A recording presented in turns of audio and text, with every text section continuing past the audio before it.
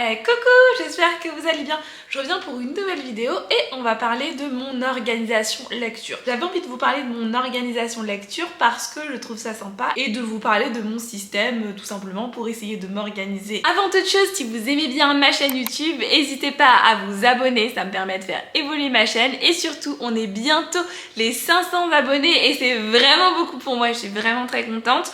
Donc n'hésitez pas, si vous aimez bien mes vidéos. Pour m'organiser dans mes lectures, j'ai plusieurs outils. Avant même d'acheter un livre, je regarde toujours si je ne l'ai pas déjà parce que ça m'est arrivé quelques fois d'acheter un livre que j'avais déjà, que ce soit en poche ou en grand format. Je me disais oh je l'ai pas celui-là alors que je l'avais déjà, je l'avais juste pas encore lu. Je répertorie tous mes livres sur Livre Addict. Je trouve ça beaucoup plus simple pour moi d'avoir un site internet où tu répertories toutes tes lectures et c'est surtout très pratique puisque je peux y avoir accès de partout. Il suffit d'avoir internet, je tape tout simplement le nom du livre pour savoir si je l'ai déjà ou si je ne l'ai pas. Ça me permet aussi de regarder les avis avant d'acheter un livre, ce que je fais quand même souvent. Si je n'ai pas trop entendu parler de ce livre ou s'il m'intéresse juste un peu, j'essaye un minimum de me renseigner. Je regarde notamment les notes sur Livre Addict, mais parfois ça m'arrive, notamment quand je connais pas trop l'auteur ou tout simplement quand j'ai un doute sur l'auteur ou sur le livre, si ça va me plaire, je regarde parfois sur internet quelques avis avant d'acheter le livre. Ça peut m'arriver aussi bien en librairie que quand je fais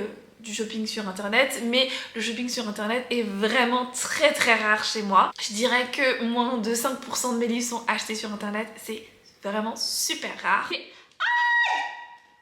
aïe ça n'empêche pas que ça m'arrive aussi d'acheter un livre comme ça sur un coup de tête sans regarder les avis, ni l'auteur, tout ça. Ça m'arrive aussi totalement, mais en général j'essaie quand même de regarder un minimum. Par contre, pour les achats en numérique, je regarde pas. J'avoue que là je fais pas attention parce que c'est un peu moins d'argent, j'y fais un peu moins attention aux avis. Je regarde globalement les avis sur le site sur lequel j'achète le livre, mais sans plus que ça. Comme j'achète mes livres numériques pas très chers, genre je vais jamais plus de 5 €, je me dis ça va, ça reste raisonnable, donc j'achète et je me poserai des questions après. Par contre, pour les services presse, je fais encore plus attention que mes achats. Je regarde attentivement le résumé, je regarde attentivement l'auteur. Évidemment, il n'y a pas de notes avant, donc je peux pas regarder. Parfois, ça m'arrive, si c'est des traductions, de regarder les avis des personnes dans la langue dans laquelle c'est traduit. Ça m'indique toujours si le livre pourrait me plaire, mais surtout s'il n'y a pas des propos que j'ai pas du tout envie de lire dans ce livre. Je suis pas une très grande consommatrice de livres. Vous allez me dire, mais si tu lis beaucoup, t'as beaucoup de livres. Oui, j'ai beaucoup de livres, oui, je lis beaucoup, mais il n'empêche que je n'achète pas tellement de livres. Il y a des personnes qui achètent, je sais pas, 50 livres par mois. Pour moi, niveau budget, c'est pas possible d'acheter autant de livres par mois et même c'est pas possible puisque je lis pas 50 livres par mois, donc ça s'accumulerait trop. J'ai un budget livre qui peut paraître conséquent pour certains et qui pour d'autres peut paraître rien du tout, mais c'est le budget auquel je m'autorise à acheter des livres. Parfois il peut être dépassé parce que j'ai pas fait attention, ou parfois je peux utiliser rien du tout de ce budget livre. Par exemple, ces 3 derniers mois, j'étais au chômage, je n'ai acheté aucun livre pendant mon chômage. Certes, j'ai reçu des services presse, mais je n'ai pas acheté de livre. Je sais pas si dans ces cas-là on peut dire la chance, mais en tout cas, j'ai l'opportunité de recevoir des services presse, que ce soit des services presse en numérique via NetGalley ou des services presse en physique via des maisons d'édition. Et donc effectivement, quand je reçois des services presse, ce sont des livres que je n'achète pas et donc des livres qui ne sont pas dans mon budget. Mais avant d'avoir mon blog et ma chaîne YouTube, j'achetais des livres, mais encore moins que maintenant. Je crois que ça devait être 1 ou 2 livres par mois parce que j'avais pas de thunes, et quand t'as pas d'argent, t'achètes pas de livres, tu te débrouilles autrement, et j'allais énormément en bibliothèque, ce qui m'arrive un peu moins maintenant. Bref, donc tout ça pour dire que j'ai un budget d'environ 80 €, qui parfois n'est même pas atteint parce que je vais pas en librairie, j'achète pas de livres ou je sais rien. Comme je vous ai dit, ces 3 derniers mois j'ai acheté 0 livre, donc j'ai utilisé aucun argent de ces 80 € et peut-être que je les utiliserai pas du tout de l'année et ça me dérange pas. C'est d'ailleurs pour ça sur ma chaîne YouTube que vous ne voyez pas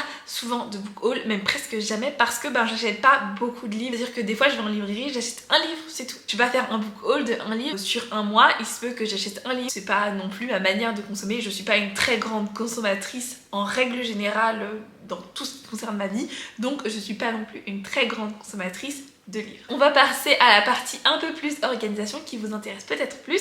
Et donc, comme je vous dis, une fois que j'ai acheté mon livre, je le répertorie dans mon tableau Excel. Je vais essayer de mettre dans le tableau Excel juste là. Je ne suis pas sûre d'y arriver, mais on va essayer. Tous les livres que j'achète mais aussi que je reçois, je les note dans mon tableau Excel. Mon tableau Excel récapitule les livres que j'ai achetés en numérique et en physique, les livres que j'ai reçus en cadeau ou en service presse, ou les livres tout simplement que j'ai trouvés. Bref, tout ce qui rentre dans ma bibliothèque en physique et aussi en numérique sont comptabilisés dans ce tableau. En numérique, ça vaut pour en e-pub mais aussi en livre audio. Pour moi, c'est du numérique, c'est numérique, donc ça rentre pour les deux. Je les comptabilise tous, ça me permet sur un an de voir le nombre de livres que j'ai achetés, le nombre de livres que j'ai reçus, cadeaux que j'ai eu en service presse, et donc ça me permet de comptabiliser tout ça et d'avoir une vision globale de tout ce qui est rentré dans la bibliothèque. Dans cet onglet-là, je note des trucs vraiment basiques. Le titre et l'auteur, le prix réel du livre, c'est-à-dire si jamais je l'ai trouvé dans une boîte à livres, je vais mettre ce livre coûte tant, et je vais mettre aussi le prix que j'ai payé, c'est-à-dire si j'ai trouvé en boîte à livres, je vais mettre 0, si j'ai eu un service presse, 0, je mets le prix réel et le prix acheté. Je mets aussi où je me suis procuré, c'est-à-dire si c'est un service presse, si c'est je l'ai acheté en salon, si je l'ai acheté en librairie, bref, je mets d'où le livre provient. Si c'est un emprunt, ça me permet de rendre les livres aux personnes qui sont concernées par le livre. Et je mets bien sûr la date à laquelle je l'ai acheté. Ça me permet du coup d'avoir une traçabilité de tout ce que j'ai acheté dans l'année. Je sais que j'ai une organisation qui peut être un peu carrée, mais c'est parce que j'aime beaucoup les tableaux Excel. J'ai des tableaux Excel pour beaucoup de choses et je trouve ça en fait simple de l'avoir dans ma vision et j'ai l'impression que hop, c'est sorti de ma tête, je sais que c'est à noter, c'est sorti de ma tête. Si c'est un livre que j'ai reçu en service presse, il sera tout de même indiqué dans mes achats, enfin mes achats réception, et il sera aussi indiqué dans l'onglet service presse. Et là, comme le nom l'indique, ce sont tous les services presse que j'ai reçus en une année. C'est à peu près la même chose que j'indique pour les achats. Il y a le titre du livre mais aussi le nom de l'auteur ou de l'autrice, la date de réception, le format physique numérique. Il y a aussi le nom de la maison d'édition pour que ce soit beaucoup plus simple. J'y mets également le délai. Parfois il peut y avoir un délai, parfois pas, mais je le mets parce que ça me permet d'avoir une vision globale de tout ce que j'ai à lire et de combien de temps il me faut. Je n'indique pas les livres que j'ai demandés, j'indique uniquement les livres que j'ai reçus. Pour les livres demandés, en fait, si je les indique pas, parce que parfois je peux avoir un refus et puis ça me prendrait du temps d'indiquer à chaque fois que j'indique que je demande un livre, donc non, j'indique uniquement les livres que je reçois. J'indique la date, la chronique, si j'ai fait une chronique vidéo, blog, tout ça, j'indique la date et sur quelle plateforme je les ai faites. Ça me permet du coup de quand je dois envoyer un mail à une maison d'édition, je leur dis bah j'ai posté mon avis là,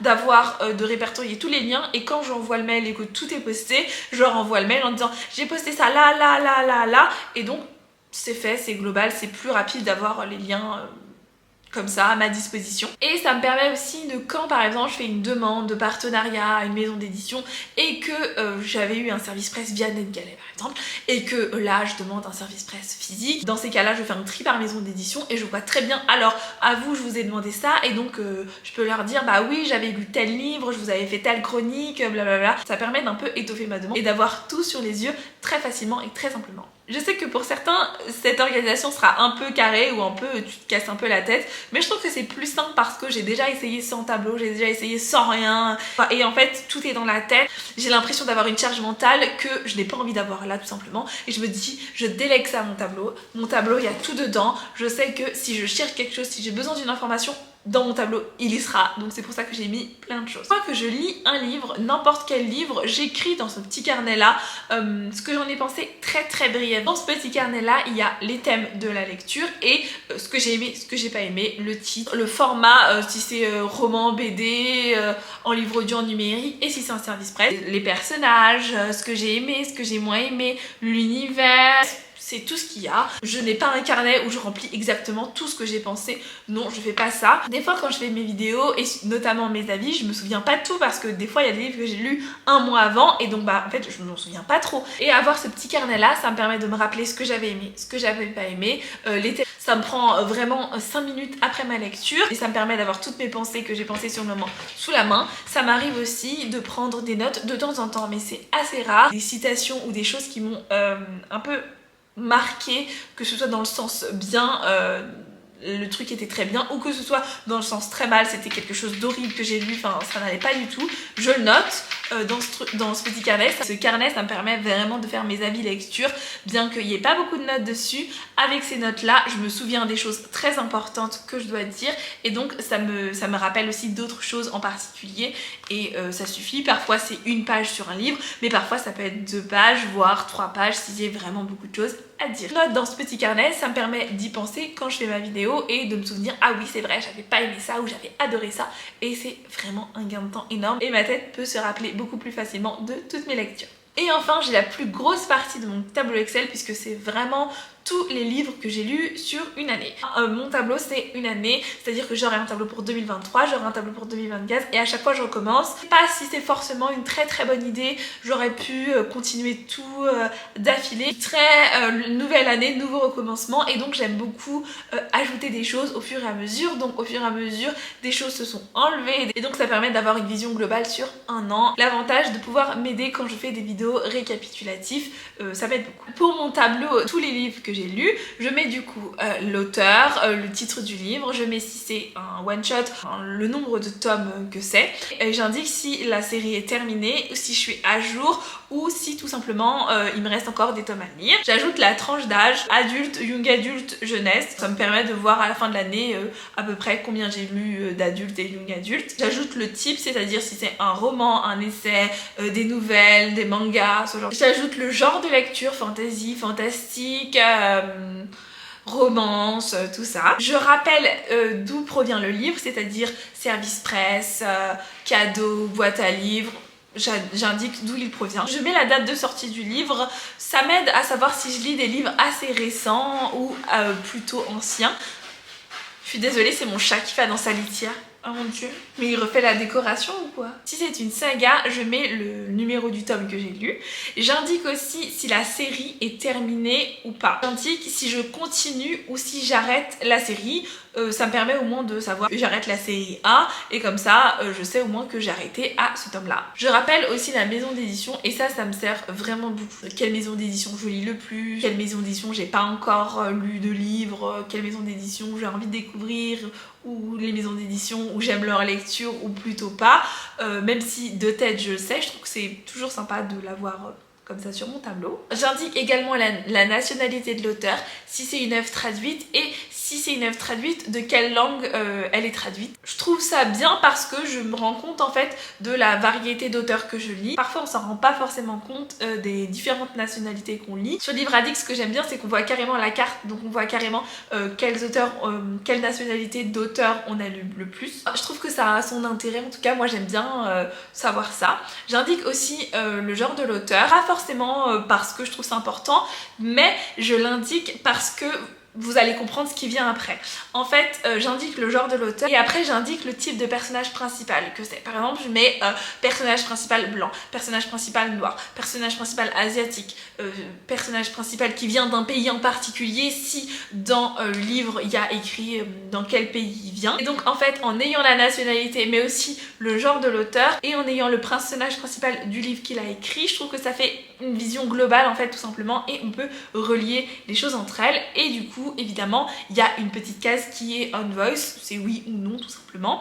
Parfois c'est un peu plus délicat, donc parfois la case n'est pas remplie parce que en fait j'en sais rien, je connais pas toute la vie des auteurs, donc finalement j'en sais rien. Notamment quand on lit des histoires avec des personnages racisés et qu'on se rend compte que finalement l'auteur elle est blanche, on peut comprendre tout simplement pourquoi ce personnage est comme ça et plutôt pas comme ça, ou au contraire. Et finalement on se rend compte que l'auteur est noir et vient finalement du Cameroun par exemple. Le personnage principal de son histoire vient aussi du Cameroun. Je trouve ça bien d'avoir ça dans sa globalité et de pouvoir comprendre un peu mieux l'œuvre. Parfois il n'y a pas l'origine de l'auteur, par exemple on ne sait pas forcément l'origine de la personnage principale, mais on sait par exemple que c'est une afro-américaine et on sait que l'autrice est afro-américaine, et donc bah du coup ça se goupille bien. J'ai hésité à rajouter origine de l'auteur et finalement je me suis dit que non. Enfin, mais par contre sur la case nationalité, ça m'arrive de rajouter par exemple dans nationalité une petite indication, par exemple si la personne est noire, je peux l'indiquer. J'avais hésité à rajouter une case origine et finalement je me suis dit que c'est pas la peine, puisqu'en fait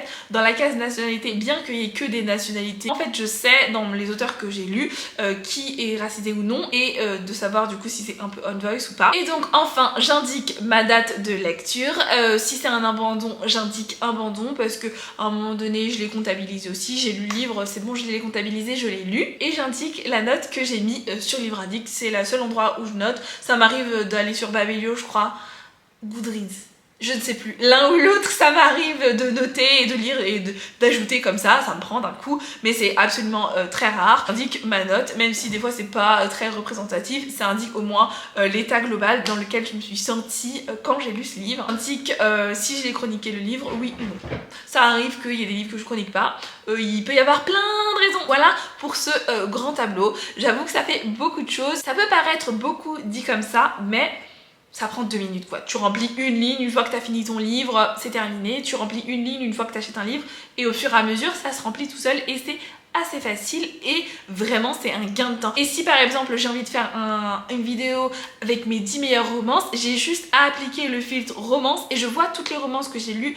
cette année. Bon, je vous l'accorde, je suis obligée de retourner chaque année, mais c'est quand même globalement pratique et ça permet de voir au global tout ce que j'ai lu sur une année. Par contre, j'ai pas d'organisation de lecture où je me dis ce livre-là doit être lu là, ce livre-là doit être lu tel jour ou telle semaine. Non, j'ai pas du tout cette organisation parce que je lis beaucoup au feeling et c'est aussi pour ça que j'ai un tableau service presse qui me rappelle que hey Laetitia, t'as des services presse à lire parce que en fait si je les vois pas, des fois je les oublie. Et écoutez, voilà pour mon tableau.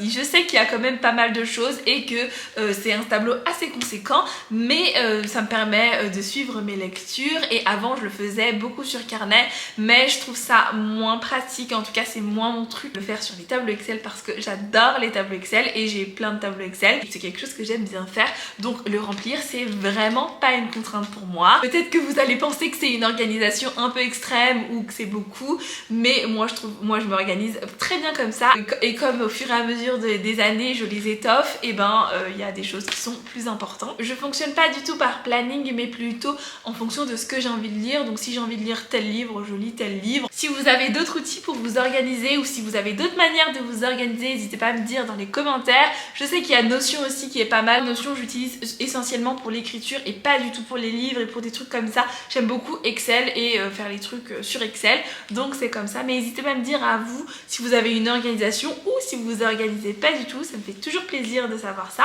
Si vous avez aimé ma vidéo, n'hésitez pas à aller me suivre sur les réseaux sociaux où je suis un peu plus active.